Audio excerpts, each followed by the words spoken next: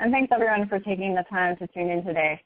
My main goal is to really make this research as useful as possible. So part of that really requires feedback from everyone listening in today. I'm trying to make this webinar a little more interactive, kind of within the constraints of the technology. So I've included a few informal polls like the one Xander just gave in his introduction to get a little more information about everyone. They're totally optional, but hopefully they'll provide some small way to engage and learn a little bit more about the audience. And then to the extent that's possible, I'm happy to answer questions during the presentation and definitely available afterwards for your questions and feedback. So I'm really excited to be able to present this research to you, which, as Xander mentioned, is focused on better understanding the connections between science and decision-making, specifically about resilience in fire and forest management. As mentioned, I'm a geographer, and more specifically, I'm a human environment geographer. So I'm particularly interested in how human activities and institutions, which are simply ways of organizing activities, affect the environment and vice versa. So how do humans affect the environment and how does it affect us? For my dissertation, I'm trying to kind of understand these relationships between science decision-making and management action to better understand that interface and provide some guidelines or best practices that encourage science-based decision-making to positively shape ecological outcomes, which are socially defined but are incredibly important with respect to adaptation to climate change and fostering resilience. All right. So I won't spend a lot of time on this, but as you're all probably well aware, we're seeing more and more dramatic, large-scale changes after disturbances like fire. And of course, we're seeing larger and more severe wildfires as temperatures increase and precipitation patterns become more variable. Although we know ecosystems have undergone rapid changes like this in the past, current research demonstrates that the reason for a lot of these changes now are anthropogenic climate change. So this presents a lot of pressing questions for both science and management. Like what is the magnitude of the change? What effects are these disturbances having on ecosystem trajectories? And how do we manage for all this to foster resilience and encourage adaptation where necessary? So within this context, it's critical that land managers have access to relevant and useful scientific information to inform their decision-making. Policies like NEPA, the National Environmental Policy Act, or the Endangered Species Act actually state that managers use best available science to inform decision-making. Although NEPA and ESA are kind of, they're not very specific about how scientific information should be interpreted and applied, which can leave a fair amount of wiggle room, which is a good and bad thing in depending on the case. So in general, it can be difficult to effectively connect science and decision-making, except in cases where research is explicitly designed to address a specific management question. And of course, this becomes even more complicated within the context of climate change and resilience, simply because there are so many unanswered scientific and management questions. As you all know, it can take a long time to produce actionable scientific information or for the effects of management actions to manifest themselves in natural systems. So with respect to resilience, this is definitely a work in progress because there's still a lot to learn. But it's critical that we kind of begin to understand how to improve the science management connection to foster decisions that are supported in the science, but also that allow enough flexibility to incorporate information as it becomes available.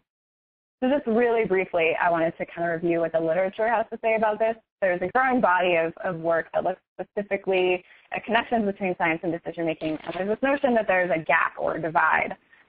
And of course, decision-making is a really complex process. It involves a wide range of considerations, different forms of knowledge. So for this study specifically, I'm interested in the role of science alone in decision-making. Well, not alone, but specifically. For fire management, there are a number of institutional and cultural factors that affect decision-making, like statutory requirements, agency culture, different forms of knowledge, public pressure, fire season demands, and then also personal and organizational factors that affect the use of science.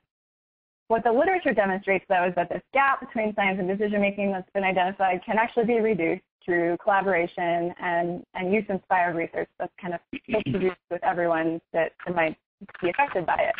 So I like this diagram from Ferguson and others, which just kind of shows an ideal situation where the gap between a research question and a research need can be reduced over time with collaboration and communication between research and practice. Of course, the Joint Fire Science Program and the Southwest Fire Science Consortium have done a ton of great work making this happen on the ground, but there's definitely still a lot to be learned about what this process looks like and how we can improve upon it further. Which brings me to the purpose of this study. So specifically, I wanted to address what are the most effective ways to develop and apply scientific information about resilience for on-the-ground management. Like I said, I'm looking at the connections between science and decision-making for resilience within the case of forest management, kind of a case study. I wanted to look at both sides of the science management interface and kind of try to understand how resilience has impacted these engagements. So I'll be briefly reviewing the study context and methods, then summarizing the major results, and then providing some general guidelines to help hopefully improve science management engagement. And hopefully these guidelines are kind of flexible enough to allow for introduction of new information to inform decision-making as conditions evolve with climate change. All right, so in order to address this question, I conducted some interviews with participants who'd recently attended the Fostering Resilience in Southwestern Ecosystems workshop, which was held in Tucson in February of last year. This was a super cool event that was designed to help everyone in attendance begin to really define and better understand the concept of resilience and how it applies to the work that they do. The audience was really diverse. There were over 180 scientists, managers, and other stakeholders in attendance. It presented a really unique opportunity to gain insights into the challenges that climate change and resilience present for both science and management. So immediately following the workshop, I conducted interviews with willing participants, of which there were 21, to better understand, again, how is scientific information about resilience used in management, how is management considered in the development of scientific information, what scientific information is needed to better improve our understanding of resilience, how can scientists and managers most effectively work together, and what are the most effective methods of communication of scientific information. For analysis, I recorded and transcribed these interviews and then coded them using in vivo coding software, which allows you to kind of categorize and pull out major themes and patterns within the data. So it's a way of organizing and analyzing qualitative interview data. Okay, as I mentioned, there were 21 respondents. The breakdown was pretty evenly split between science and management, which was helpful. There were 7 respondents from the Forest Service, 3 from other state or federal agencies, and I should note that within that category, 2 of them were managers, what I categorized as managers, and 1 of them was a scientist. And then 7 university respondents, 3 from nonprofit organizations, and 1 from a private organization.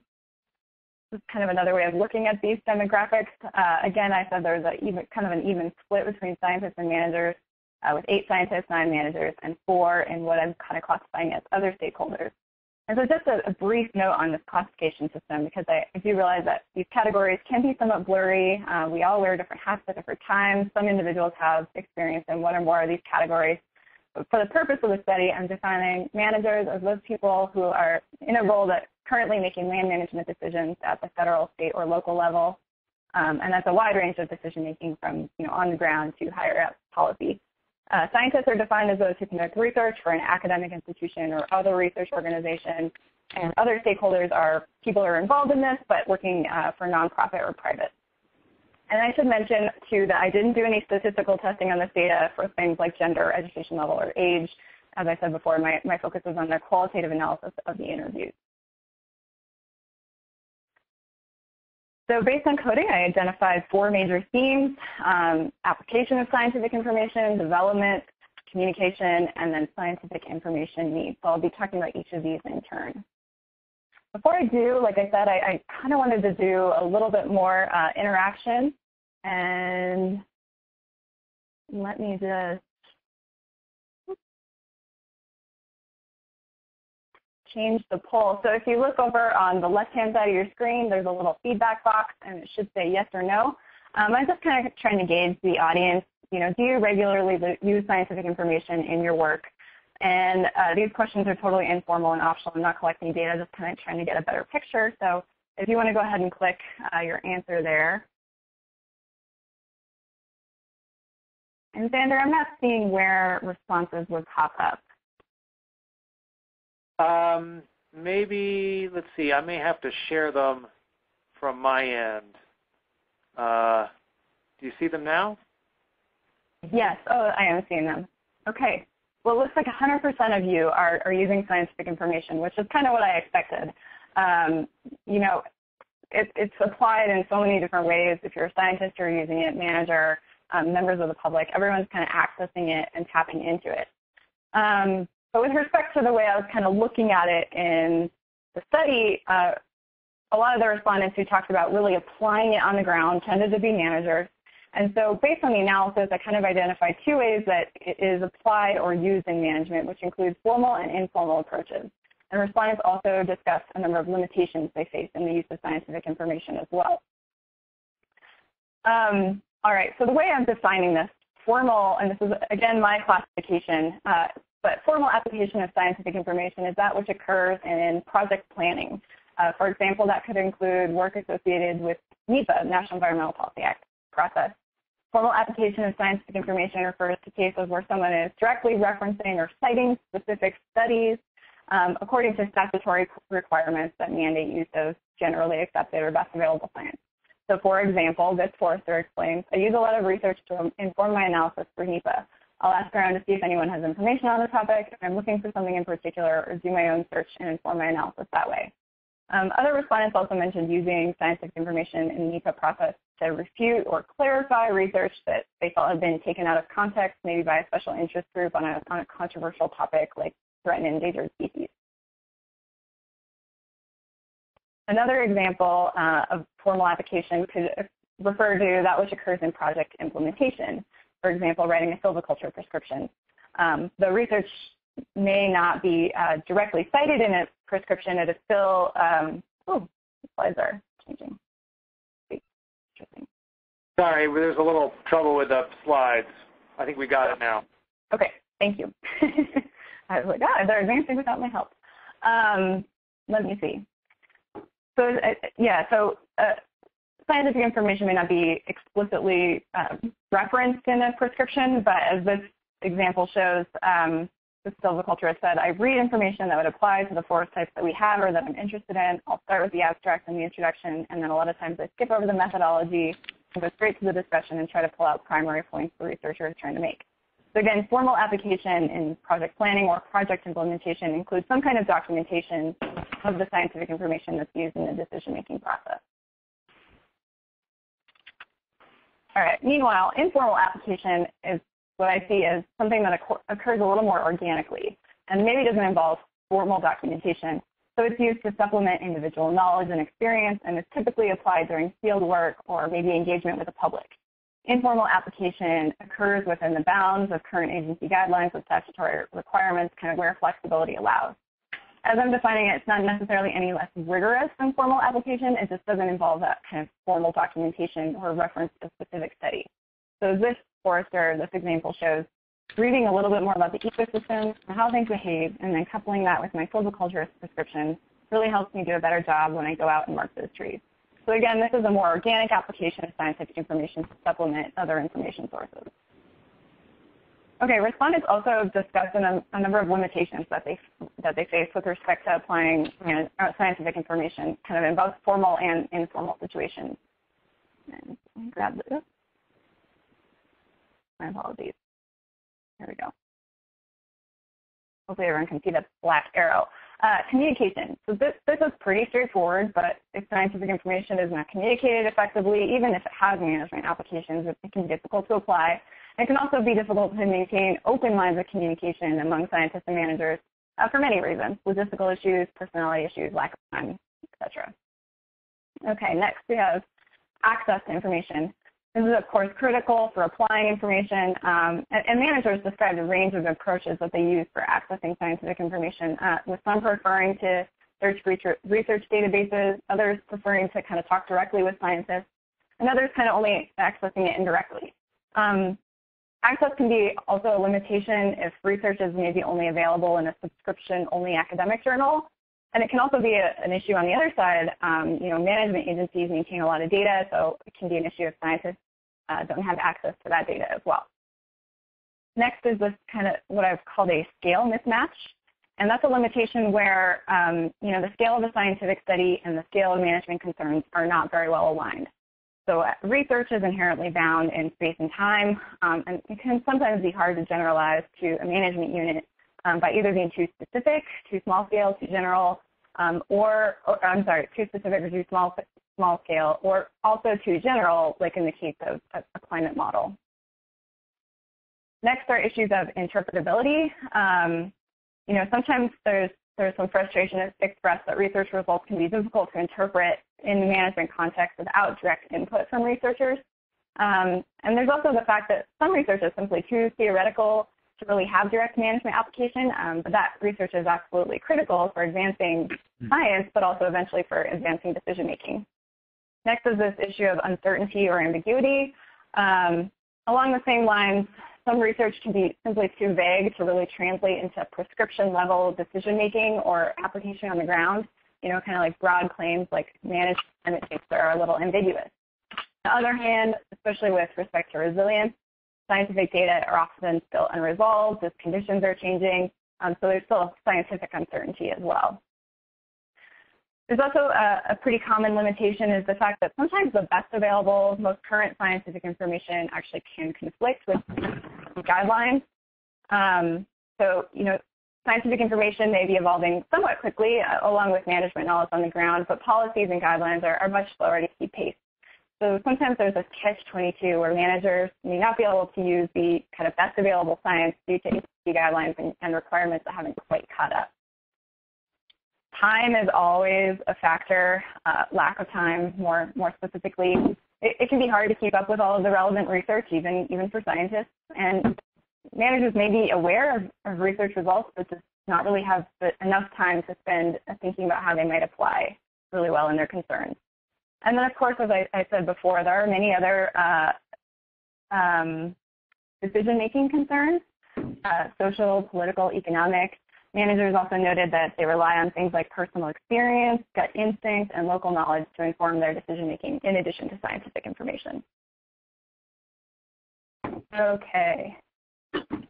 One more quick poll, and let me just check this, make sure the messages that, yeah, okay, great.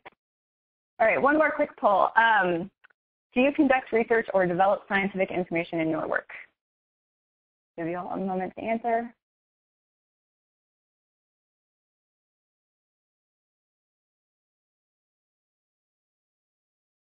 All right, so it looks like, we'll get some more answers coming in. It looks like about 3/4 of the people here today are actively working on conducting or developing scientific information, and about 1/4 said no. So again, it seems like a large percentage is really involved in doing research and helping do research. So with that in mind,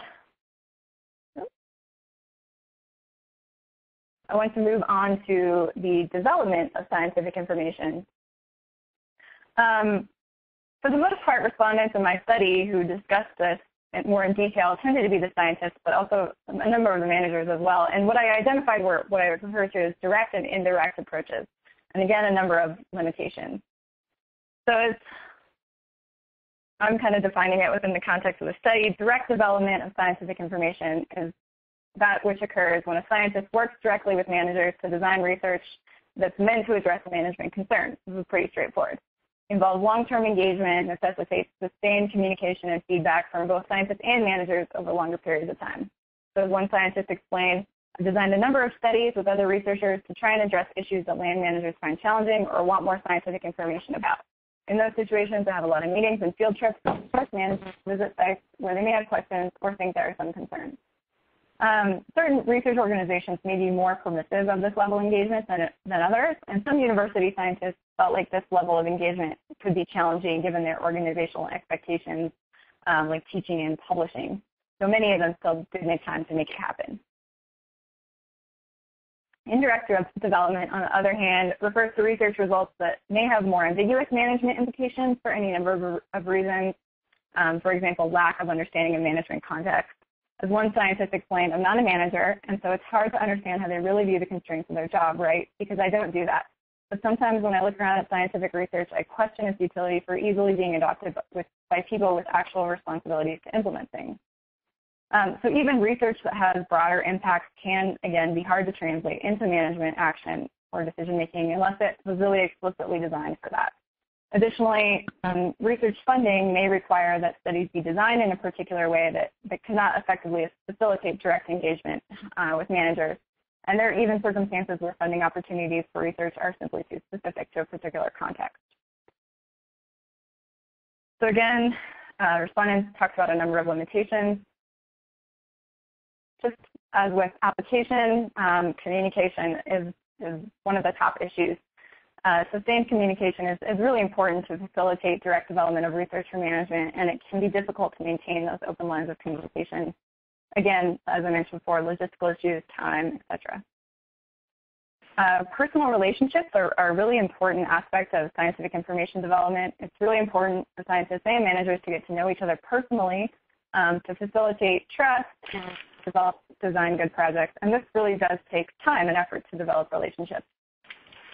It's important that everyone be really clear about expectations and responsibilities. Everyone has to maintain certain responsibilities within their home organizations, and everyone has expectations about how research should occur. So it's really important that these be communicated effectively, otherwise it can be a problem. Again, time is always an issue. People are busy. Making time for this can be a challenge, and it takes time to do a really successful research management collaboration. Funding, of course, is always a problem, and like I said before, some funding opportunities may simply not be very well tailored to facilitate this kind of engagement. Resources like equipment or personnel, or even access to research sites, which I'll talk about a little bit more later, are another problem. And then in fire specifically, timing is a really important factor. You know, fire managers often have different responsibilities and commitments during the fire season, and so they may have to direct their attention away from research management engagement to really focus on when fire season needs. And so research timing is an important concern. Along those same lines, fire can limit access to research sites, so it's important, you know, to consider the timing of research when it comes to fire, but also access.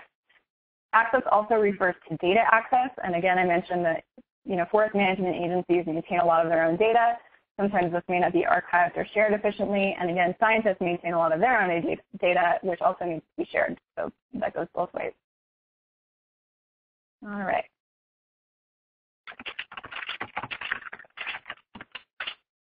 So now that we've covered both application and development, we'll turn to communication.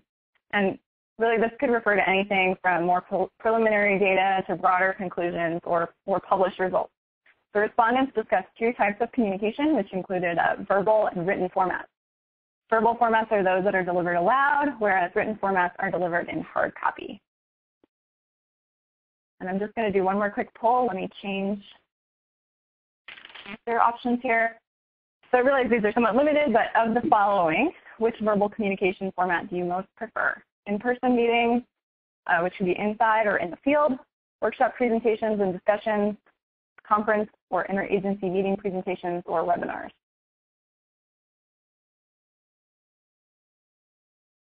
And wait for the results to filter in.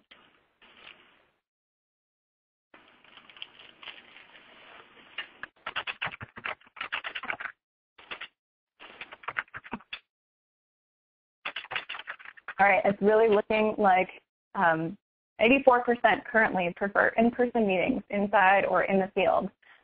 And that really aligns actually with what I found in the study. So the types of verbal communication formats that respondents discussed, and again, this may not be all of them, included in-person meetings. Again, that could be in someone's office or out in the field. Site visits or field trips, which could be formal organized field trips or something a little bit more informal.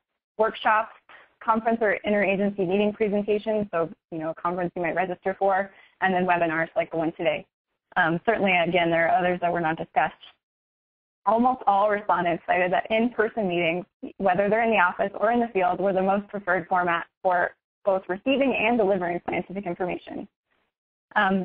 Along those same lines, field trips or site visits are inherently in person. They also really stuck out as being extremely useful because they provide an opportunity for on-the-ground examples and two-way discussion.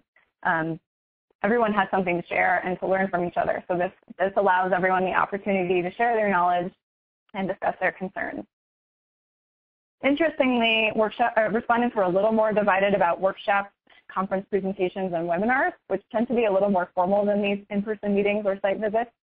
Workshops were frequently referenced, I think due to the context of the study, but respondents were somewhat divided. On the positive side, people noted that they allow the opportunity to interact in person and network, On the negative side, their quality can vary widely based on the composition of attendees and the quality of the facilitation and organization. Respondents were also divided about conference presentations and webinars. These are more formal and can be difficult to understand and digest if the information is delivered poorly, but they do provide some limited opportunities for discussion and interaction. For webinars, it was interesting to note that on the positive side, respondents appreciated that they can be attended without having to travel, while other respondents felt that they often weren't able to make time on a specific day, specific time for webinar. And also discussion, as you know, we can tell is definitely a little more challenging on a webinar. So just along that note, I wanted to see if there were maybe any other verbal formats of communication that I didn't mention that people thought of. So if you want to maybe just type them in the window, you can see if, let's see.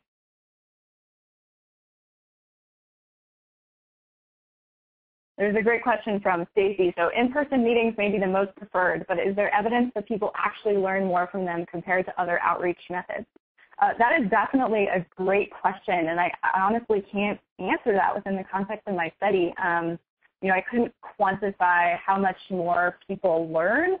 What my results suggested was that people were able to develop these relationships and build trust during field trips, and that allowed them to kind of, you know, get a broader understanding and more specific information. And I think that does eventually lead to better learning. And I think that a lot of people cited that seeing something on the ground and having this real-world example helped them make so much more sense of it than kind of an abstract presentation or a PowerPoint slide.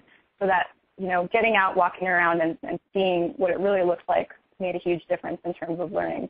But I can't actually quantify that. This is a really good question. Okay.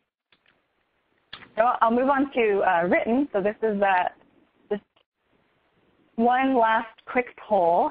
Again, limited options, but of the following, and I think I do need to clear this out. So hold on one second. Clear. Okay. Sorry if you had already answered, but I just cleared that out. So of the following options, which written format do you most prefer? Fact sheets or digests, which are brief summary, concise formats. White or working papers, which are written for you know, decision-making or policy audience. Formal reports, which I'm seeing as are, you know, written for a specific group that was involved in a research project, and then peer-reviewed scientific articles that are published. There's some results to filter in.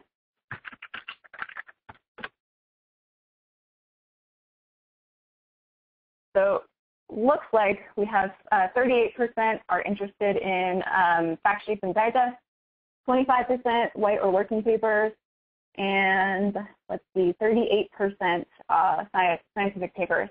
And let's see, so Jesse brought up the fact that you use all 4 formats for different purposes, and that's a really good point, and I'm going to actually speak to that in just a minute. And Corey's saying it really depends on what you're using them for. Again, yeah, absolutely. It depends on your audience and your approach. So let me kind of delve into each of these in turn and talk about some of those great comments. All right, advance the slide here. All right, so these were the ones that were brought up by respondents, but again, that doesn't mean that's all of the possible written formats. With respect to fact sheets and digests, these are short summary formats which are really helpful for presenting information in bullet point, summary, and clear management implications. These are great for busy people, but they can be a little bit problematic, especially with issues like relating to resilience when results are more nuanced. So that being said, white papers or working papers, which allow for a little bit more detail but are written for a decision-making or policy audience, are also helpful because, again, they allow for you to add a little bit more nuance, but they're still less technical than formal reports or scientific articles. For the most part, formal reports, which are kind of written for a specific audience who may have been directly involved in a specific study, are useful, and they are most useful when they contain a lot of graphics. Let me point there.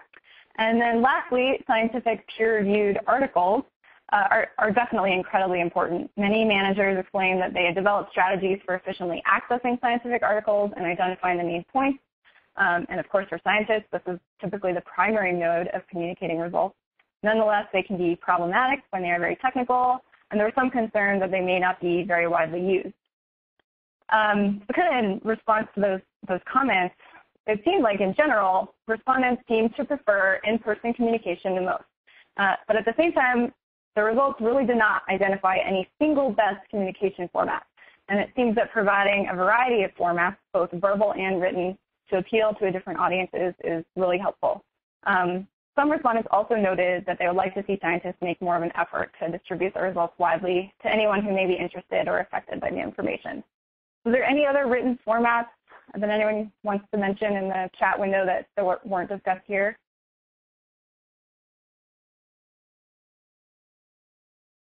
Okay, seems like we kind of covered them pretty well. So media, oh, okay. Yeah, media, that was not brought up at all in the study, but let me think. Yeah, one respondent did interact with the media as part of their role, and definitely that has a whole different twist to it because it seemed like, you know, you want to tailor your message kind of for the general public as opposed to tailoring it for a management audience. So there's a whole bunch of different considerations.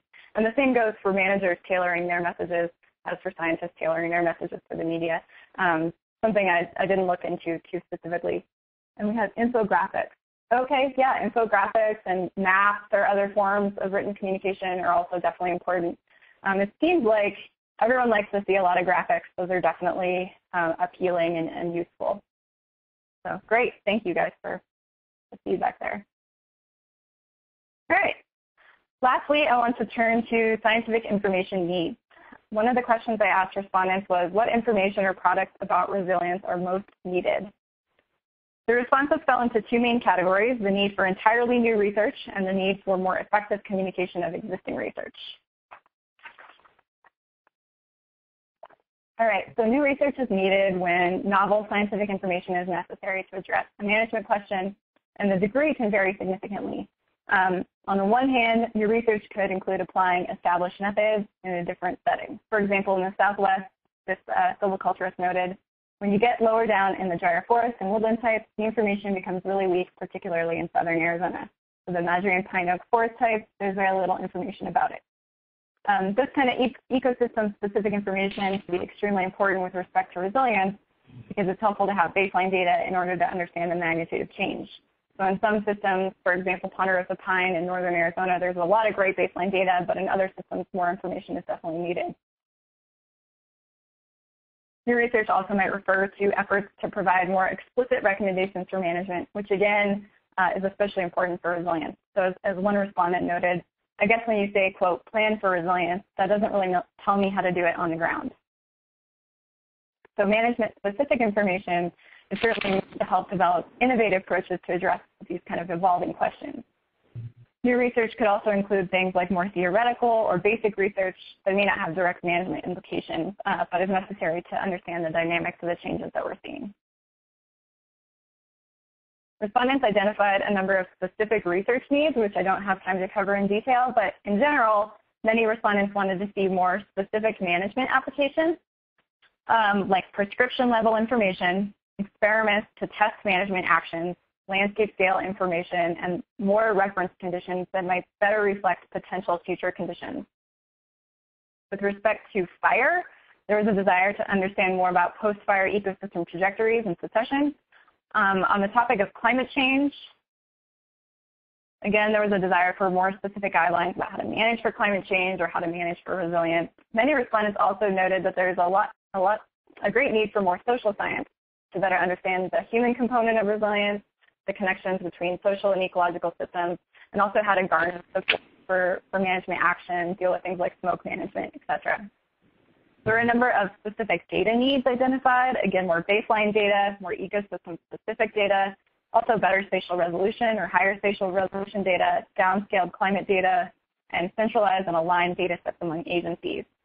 And lastly, there are some specific technology needs, including the need for better field access to data. Some emergency respondents, people in the emergency response field noted that they would like to see that, and also more spatially explicit models.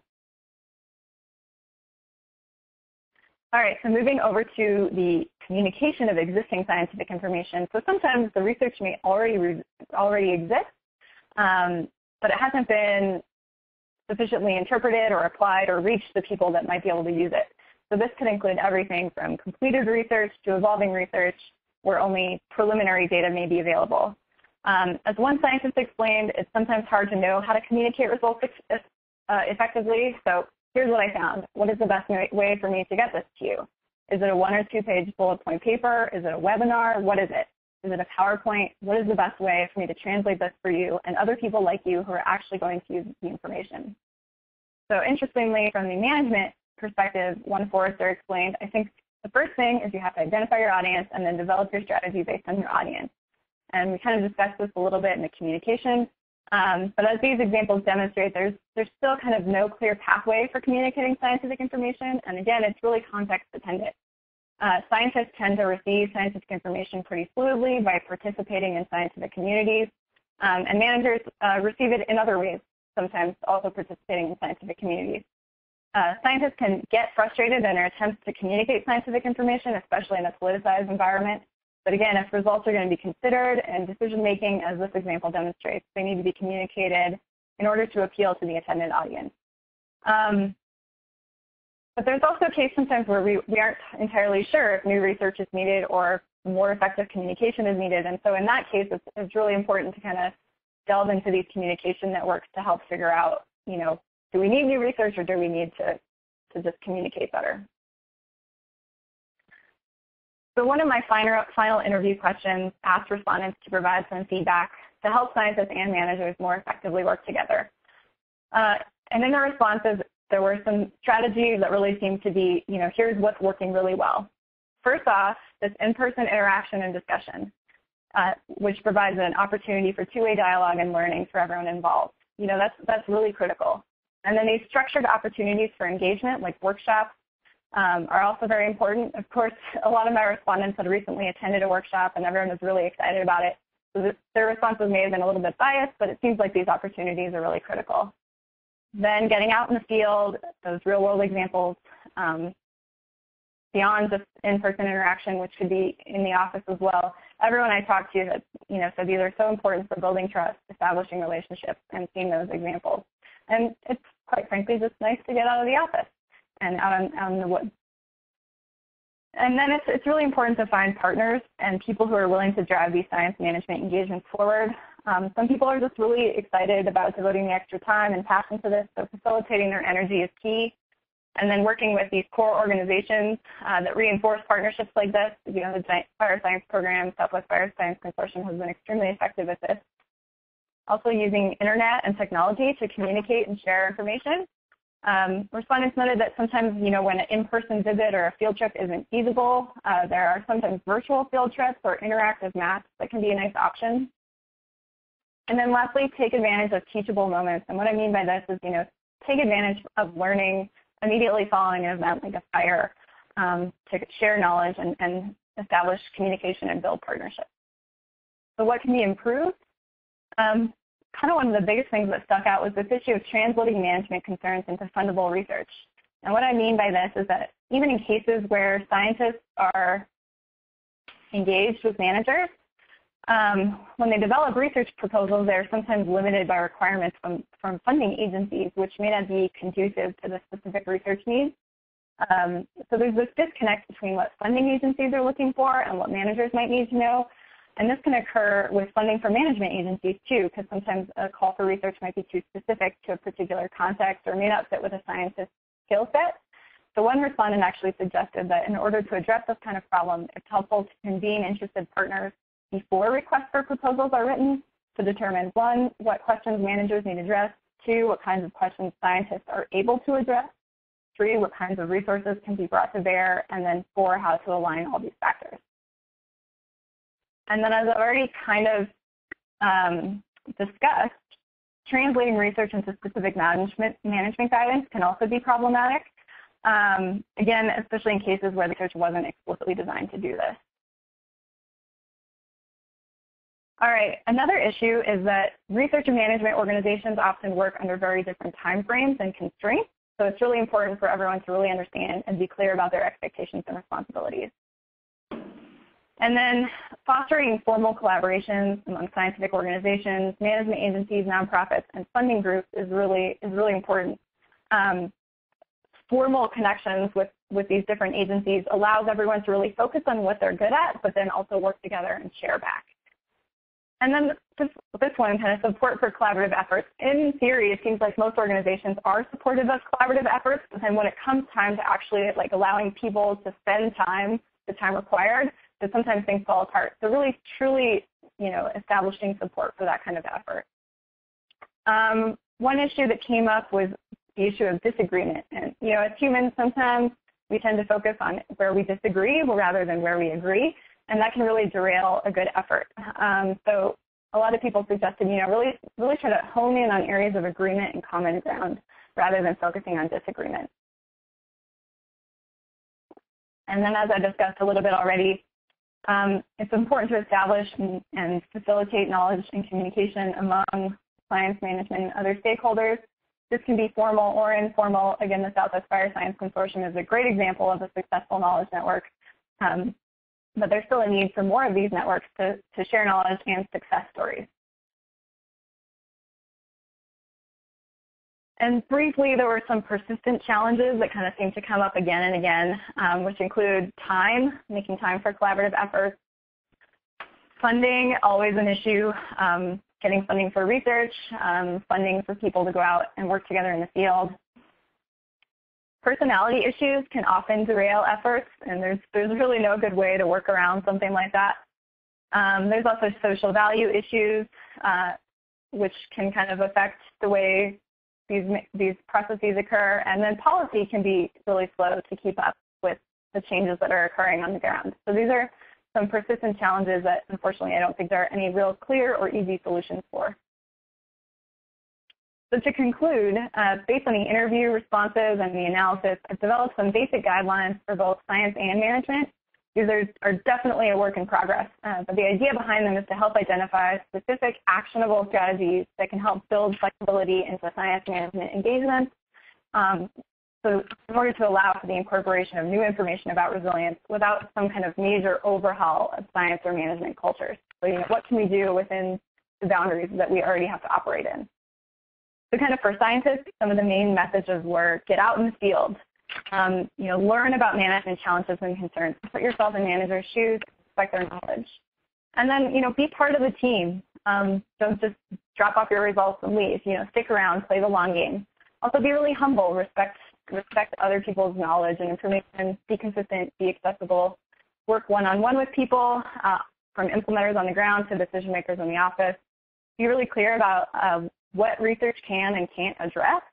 And then with respect to communication, communicate findings broadly and in a range of formats, again, to appeal to different audiences. And when possible, use specific relevant examples and provide a few major take-home messages. For management, it's really important to participate in workshops and other structured opportunities for engagement, encourage engagement with scientists and on research projects.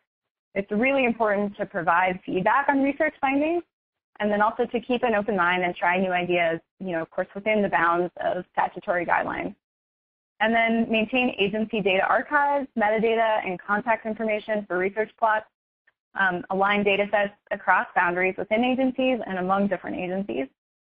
And then this last one, incorporate science into agency training programs and update them frequently with the latest science. There was some concern expressed that, agency training programs may not have the most up-to-date science or are slow to incorporate the latest science, especially for resilience or climate change. So there was a desire to see these be updated more frequently. So this is actually one of those sort of a little bit larger scale issues that may be a little bit more challenging to implement without broader changes. All right. And lastly, just some general guidelines for everyone to consider. It's really important to facilitate in-person meetings and discussion among scientists, managers, and other stakeholders before research begins. Work to identify common goals and then design research and projects to meet those goals while allowing everyone to really focus on what they're good at, focus on their strengths and skills.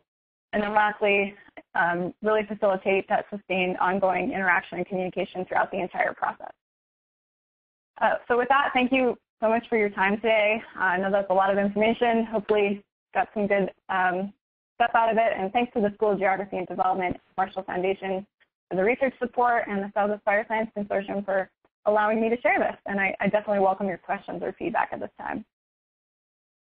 Thank you, Melanie. That was a great presentation. And I apologize for screwing up the slides in the middle there, but it looks like we got back on track. And again, there are a couple people asked about the PDF, and that is online, as Barb put in on the Fire Science Consortium webinar site. So I guess we can open it up to questions. Feel free to type questions in the chat window, and I will unmute the line in just a second. So if you have background noise, you can go ahead and turn it off. But feel free to type them in. And I thought I would start with one question, and it gets back to one of your findings that it's nice. It kind of confirms what I thought, which is always comforting.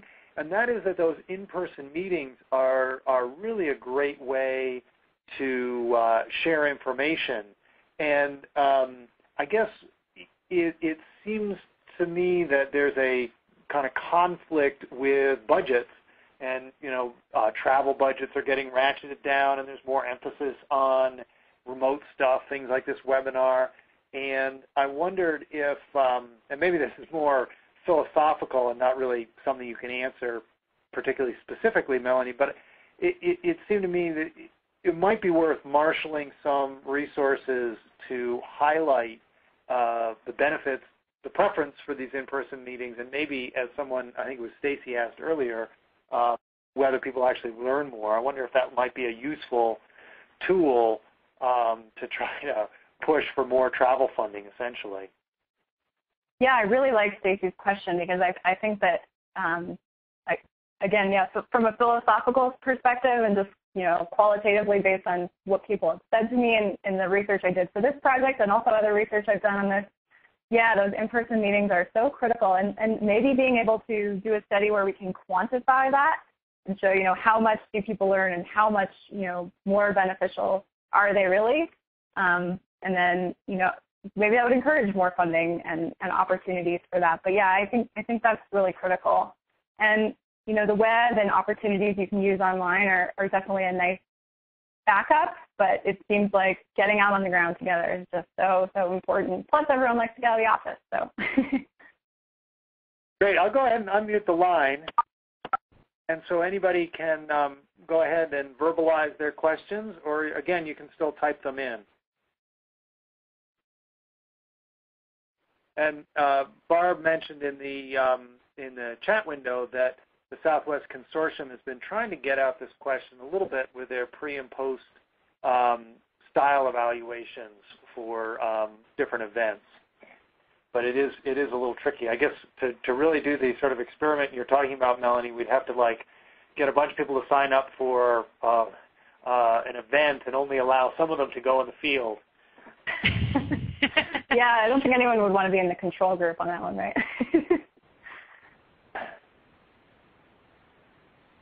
But yeah, it's definitely something we need more about. Yeah, go ahead.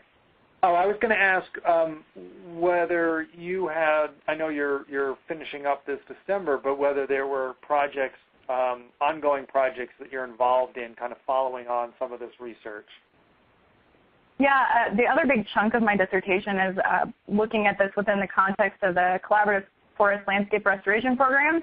And so that, for those that aren't familiar with it, it's funded through the U.S. Forest Service to facilitate science-based collaborative forest restoration.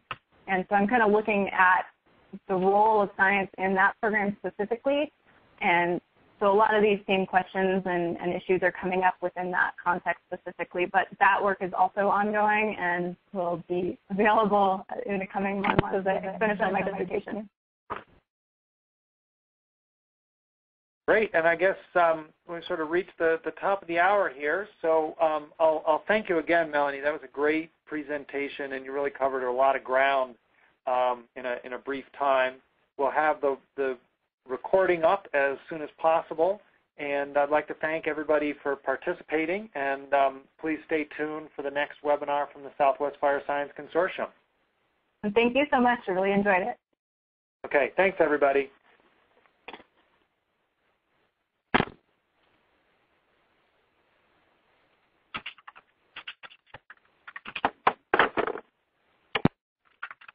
Hello, Cheryl.